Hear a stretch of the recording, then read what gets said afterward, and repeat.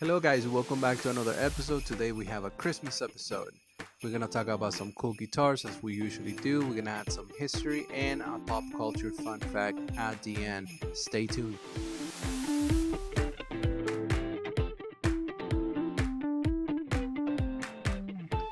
Hello guys, welcome back to another episode. My name is Hector, and if you haven't yet, please comment, like, share, and subscribe. I really appreciate your support. And if you want your daily dose of guitar content, go to my shorts page. I post 15-second guitar reviews, some cool stuff that I find online, and also some memes for us to stay in touch. I hope you guys like the Christmas theme. It's one of my favorite holidays, so I wanted to include it on the episode. So Merry Christmas, everybody. Gibson ES-330. That's what we have today. Why this one? It just showed up on my feed. I got curious. It's a guitar. I researched it, and it's kind of cool to learn a little bit of history. It's not too deep, so let's just keep it moving. ES, first of all, stands for Electric Spanish. I didn't know that, and I have an ES335. I never thought to look up what ES stand for. It was first introduced in 1959, and it retailed for $275 back in the day. Now, they sell for about $3,800. The inflation calculator I used said it was $2,900 today.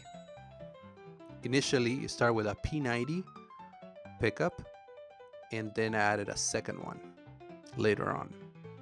The main difference between this one and the ES335 is that the ES335 has a block in the middle of the guitar, and then they just add the wings basically. It's pretty cool to understand why they did that. It was a natural evolution of the guitar. At the beginning, they had acoustic guitars, then they went into acoustic electric Spanish. It's like a Spanish guitar with a pickup. And once that venues started getting bigger and the amplifiers started getting louder, the P90s and the hollow bodies did not deliver. There were a bunch of feedback. There was a bunch of stuff that it wasn't playability, and the experience for the musician and for the audience wasn't the best. So then they invented humbuckers. And with this, the next step for that was to create the ES335. Now, the maple block that goes in the ES335 in the middle anchors down the whole sound. So you still get the bright sound from the hollow body guitars, and the humbucker reduces the feedback and it creates a better sound quality. This model was discontinued in 1972 after a few changes to the construction. Moving into the most fun stuff is just to find good examples and cool guitars to show you guys. The first ES330 is color maroon night, weighs 6.1 pounds. It's basically an acoustic guitar. That's why it's so light. The construction is maple, poplar, maple. Rounded C-shaped neck. Has a soap bar P90, which it seems it's like a dog-eared P90, which it has the little triangle at the end, and it's not like these other ones that I'm gonna show you. Looks like this one runs for $3,800. This is part of the mod collection that I found. I think it looks cool as far as design, and I would love to have one of these just to see how they play. This next one, the finish is gemstone green. The finish has tourmaline, which is like a special crystal, versus the other one. This one's $4,200, so I guess that part adds $400. The construction and everything is the same. This one's a little bit heavier, weighs 6.4 pounds. Cool color and design. This next one, the color is a spicy marmalade burst, weighs 6.2 pounds, and it's $3,800 to take this one home. I like this one too. It's cool. The red and the burst and the white, I think the design is pretty cool. I dig it. This next one is hella yellow, super bright, 6.25 pounds, and $3,900 to take this one home. I think it's really cool. Bright colors, when I play guitar, I don't necessarily like them because I think it hurts my eyes. I don't know if it's because I'm just old or I don't know.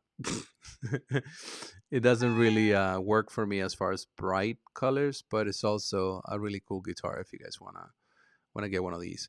All these colors that I'm showing you, they come from the mod collection. They're not available regularly. Every Wednesday, Gibson releases this mod collection line of guitars where they have weird finishes and stuff like that, that they're basically one-offs. At the beginning of the episode, I said I was going to bring some pop culture and some fun facts. And for that, we need to talk about Epiphone. In 1957, Gibson acquired Epiphone, and in 1961, Epiphone released the Epiphone Casino, which is virtually the same guitar as the ES330. Gibson has always treated Epiphone as the more affordable version of everything they have to offer on the flagship brands and models. But in this case, the Casinos became way more popular than the ES330s or the ES330Ts. And there's three reasons why: John, Paul, and George. In 1954, Paul McCartney bought the first Epiphone Casino, and he loved it. Then John and George started playing them too. It was said that John Lennon loved the distortion of the P90s in that specific body, and you can hear it on Revolution and Get Back. You can also see it on the recording on the rooftop. This is a cool example that I found online in the mod collection. This is an Epiphone USA Casino. The color is Gold Moonlight Mist. Weighs 6.75 pounds. Has a tremolo tone bridge, which you can see the tremolo bar. Is $3,100 to take this one home. I posted this as one of my shorts in my shorts feed. And I got a lot of people saying it's too expensive for an Epiphone. It's too expensive for an Epiphone. Not this one though. It's a Casino. Yes, the construction is a little bit different. This one is a USA version, so that means that it has all the bells and whistles that you will have on an ES330. Has the Gibson P90s, has the Gibson hardware. The construction is very similar to the ES330. It's just branded as an Epiphone. For this, I'm down. I don't think it's that expensive. What do you guys think? Let me know in the comments. That's it for us, guys. Thank you for tuning in. I really appreciate your support. I hope you're enjoying this content because I'm having a blast putting everything together, doing the research, finding the cool guitars, the pictures. I'm very passionate about this, so I'm having a good time for sure. If you want some of this, but in a shorter format, go to my shorts page. I post 15-second guitar reviews every day. Anything cool that I find guitar related is going to be there as well.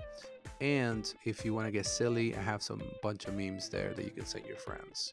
I'll see you guys next week with something. I don't know what's going to be, but I don't know. It's going to be something. So happy holidays. See you next week.